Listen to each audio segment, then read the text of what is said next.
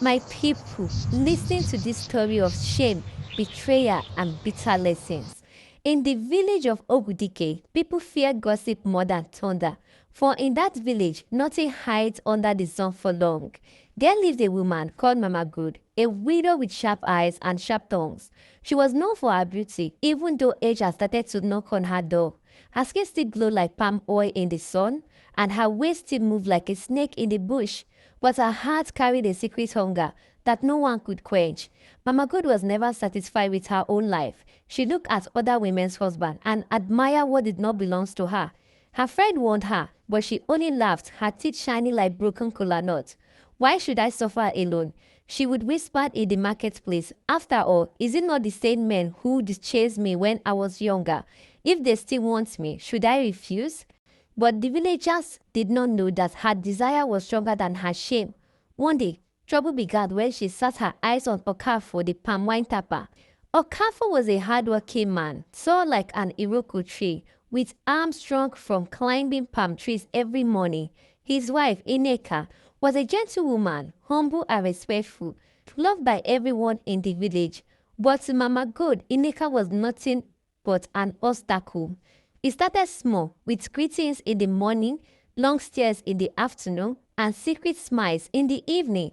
Okafo, being a man, tried to wave it off at first, but temptation is like fire. Once it catches dried leaves, it spread fast. Mama God began sending him small gifts, roasted yam, palm oil, and even pieces of smoked fish. Okafor's eyes started to weaken, and he began to taste the forbidden fruit.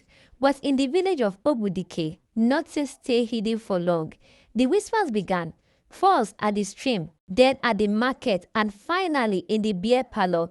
Mama Good was moving with another woman's husband, the people murmured. At first, Ineka refused to believe it. How can a widow like Mama Good dare such a thing, she told her friend. But deep in her heart, fear was growing like weeds on abandoned farmland. The whispers in Ogwudike grew louder each passing day. Children sang it in secret songs while pounding fufu. Women gossiped about it while fetching water at the stream. And the elders shook their heads in shame, saying, "This is not our way. A woman should not disgrace herself like this." Ineka, oh, poor Ineka, could no longer sleep at night. Her husband, Okafor, returned home late, smelling of palm wine and strange perfume. His eyes, once filled with love, now carried guilt and distance. Ineka wept in silence, her tears soaking her wrapper like morning dews. One night, when the moon was bright and the crickets were singing, she confronted him. "Okafor," she said, her voice trembling, "tell me the truth. Are the rumors about you and Mama Good true?" Okafor looked away, his lip dry like sand in harmattan. At first, he denied it, swearing by the gods, but guilt is like smoke and it cannot be hidden under a basket. His silence gave Ineka the answers her heart feared. The next morning, Ineka's mother rushed into the compound, shouting in anger, "Okafor, how dare you shame my daughter? Have you no respect for your home?" The neighbors gathered, eager for drama. But instead of shame, Mama Good walks in boldly, her wrapper tied tightly around her waist. Her eyes shone with arrogance, and her voice carried like the town carrier's bells. "Why do you people talk as if I am the only woman in this village? Did I force your husband? Is he not a man? Does he not have eyes?" The crowd gasped. Ineka collapsed on the floor, crying bitterly, while the women held her. The elders were called to settle the matter, but Mama Gold's sharp tongues refused to bend. She insulted Ineka's family, she mocked the villagers, and she laughed as if shame was a cloth she never wore. But what Mama Gold forgot was this: the gods of the land see everything. And in Ogwudike, no evil goes unpunished. That night, an elder named Pa Obioma sat by the fire and said, "Mark my words, the path Mama God was choosing will end in tears." The moon in Ogwudike grew heavy with whispers. The villagers no longer greeted Mama Good with respect. When she passed, women spat on the ground and children laughed behind her back.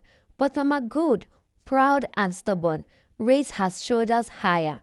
She told herself, "They are only jealous. I am still desirable. I still have fire in my blood." Okafor, meanwhile, was drowning in secret battles. His palm wine business began to collapse. Customers complained that his wine no longer tasted sweet. Some said the gods were punishing him for breaking his marriage vows. Others whispered that Ineka's tears had reached the heavens.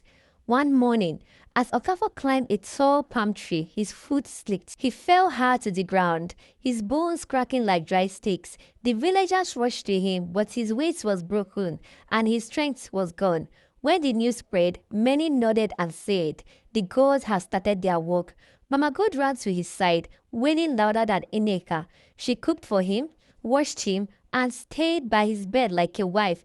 But the people only shook their heads and said, "Let her enjoy the fruit of her shame.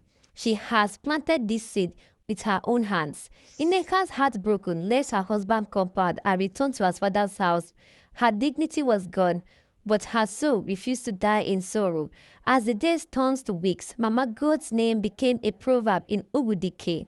Mothers warned their daughters, saying, "Do not be like Mama Good, the husband snatcher, for her pride will destroy her." But Mama Goat's downfall had only just begun. For strange things began to happen in her compound at night. Neighbors heard footsteps when no one was there. Her chickens died mysteriously, one after another, and sometimes she would wake up to see her cooking pot turned upside down by unseen hands. The elders whispered, "This is the anger of the gods. They have started to strip her naked before the whole village." Okafor's sickness grew worse with every sunrise. The strong palm wine tapper who once climbed tall trees could no longer lift even a calabash. His body wasted away like firewood left too long in the rain. Ineka stayed in her father's house, nursing her broken heart, but Mama God held onto him, cooking his food, washing his body, and claiming his place as her own. The villagers spat whenever she passed, saying, "Let her eat the fruit of her evil. She has destroyed another woman's home." One cold morning, before the cock croaked, Okafor gave up his spirit. Mama God wailed loudly, rolling on the ground like a woman possessed, but the people only watched her with stony faces. At the barriers, whispered filled the air. If not for Mama God, this man would have still been alive. Her charm, her stubbornness, her hunger for what is not hers, see where it has led him. When the dust covers Okafor's body, Ineka wept quietly, while Mama God cried tones to bitter screams. From that day, her life changed. No man looked at her again with desire. No woman wanted her near their husband. At the market, customers refused to buy from her. At the stream, women shifted their buckets away where she came. Children mocked her, singing, "Mama God, husband snatcher, shame has eaten your beauty." Slowly, her mind began to break. At night, she sat outside her hut, laughing to herself, speaking to shadows. Sometimes she screams Okafor's name into the empty air. Other times, she wept until down, her voice carrying through the whole village. The elders gathered and said, "This is the judgment of the gods." She had snatched a husband, but in the end, it was her peace that was snatched away. And so, Mama God became a living warning in Ogwudike. Her once beautiful face grew wrinkled with madness. Her once bold step turned into the wandering of a broken woman.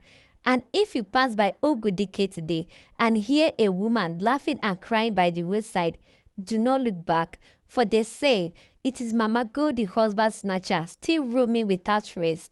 The end. Thank you for watching my story. If you enjoyed my story, do not forget to subscribe to my channel.